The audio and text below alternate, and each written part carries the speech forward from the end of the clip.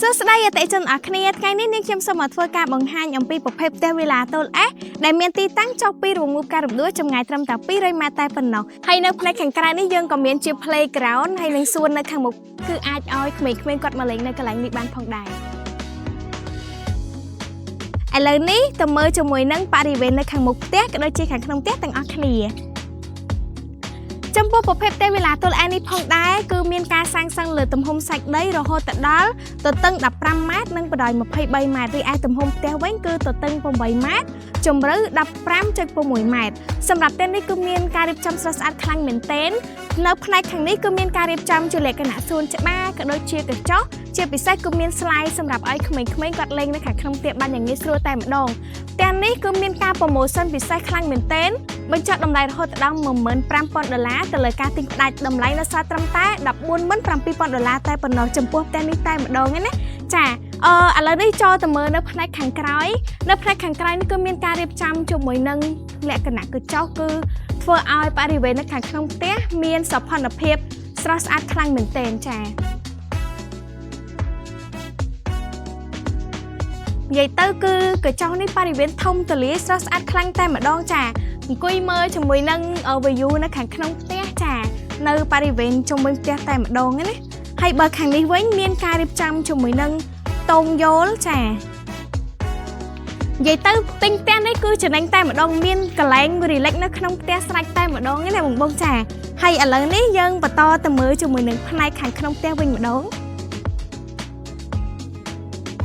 សម្រាប់ផ្ទះនេះនៅផ្នែកខាងមុខផ្ទះគឺអាចចតឡានបានយ៉ាងងាយស្រួលតែម្ដងរហូតដល់2 ទៅ 3 គ្រឿងឯណោះចាឥ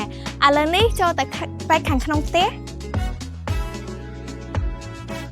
បរិវេណបន្ទប់ទទួលភ្ញៀវយើងចូលមកដល់គឺឃើញថាមានការរៀបចំគឺថាប្លែកៗស្រស់ស្អាតខ្លាំងមែនទែន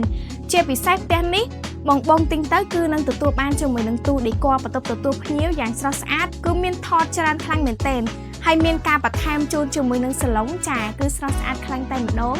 ផ្ទះនេះគឺមានការរៀបចំគឺស្រស់ស្អាតខ្លាំងមែនទែនឥឡូវចូលមកមើលបន្ទប់គេងទី1ចំពោះបន្ទប់គេងទី1គឺថាចូលមកដល់គឺត្រជាក់តែម្ដងមានជាមួយនឹងប្រអួយធំគឺពលឺចូលបានយ៉ាងគ្រប់គ្រាន់ហើយជាពិសេសគឺមានជាមួយនឹងបន្ទប់ទឹកនៅផ្នែកខាងក្នុងនេះរួចរាល់មួយផងដែរចូលមកដល់បន្ទប់គេងទី2វិញម្ដងចំពោះបន្ទប់គេងទី2នេះគឺការរៀបចំគឺដូចគ្នាយើងមានការរៀបចំជាប្រអួតចាគឺស្រស់ស្អាតតែម្ដងផ្ទះនេះគឺរៀបចំគឺនិយាយមកគឺស្អាតខ្លាំងមែនទែនហើយមានការរៀបចំជាបន្ទប់ទឹកមួយនៅផ្នែកខាងក្រៅនេះផងដែរមកដល់ផ្នែកខាងក្រៅនេះគឺយើងមានការបន្ថែមជូនជាមួយនឹងតុញ៉ាំអាហារគឺលក្ខណៈធំទូលាយសមាជិកគឺដាក់បានច្រើនតែម្ដងហើយជាពិសេសមានការបន្ថែមជួយជាមួយអំពូលរំយោលគឺស្អាតខ្លាំងមែនទែនផ្ទះនេះហើយសម្រាប់ផ្នែកខាងក្រៅនេះខ្ញុំនេះគឺជាទូដេគ័រជាច្រើនបែបលើក្រោមចាស្រស់ស្អាតខ្លាំងមែនទែនមានថតច្រើនគឺជាពិសេសបងនារីគាត់ងាយស្រួលក្នុងការចម្អិនម្ហូបអាហារចូលមកកាន់បន្ទប់គេងទី3ចំពោះបន្ទប់គេងទី3នេះគឺស្រស់ស្អាតដូចគ្នាជាបន្ទប់គេងមេគ្រួសារមានប្រអួតធំទូលាយជាពិសេសមានការរៀបចំជាលក្ខណៈបន្ទប់ទឹកនៅផ្នែកខាងក្នុងនេះមួយផងដែរមកដល់ផ្នែកខាងក្រោយវិញចាគឺយើងមានជាមួយនឹងបន្ទប់ទឹកនៅផ្នែកខាងក្រោយអាចឲ្យបងប្អូនគាត់មកលេងគឺគាត់អាចចូលមកខាងក្រោយនេះបាន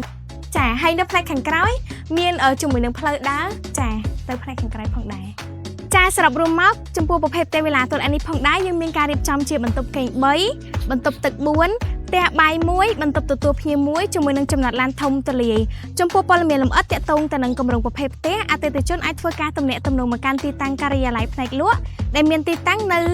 ចុះពីរងូបការរំដួលចម្ងាយត្រឹមតែ800ម៉ែត្រតែប៉ុណ្ណោះសូមអរគុណសូមជម្រាបលាបាយបាយ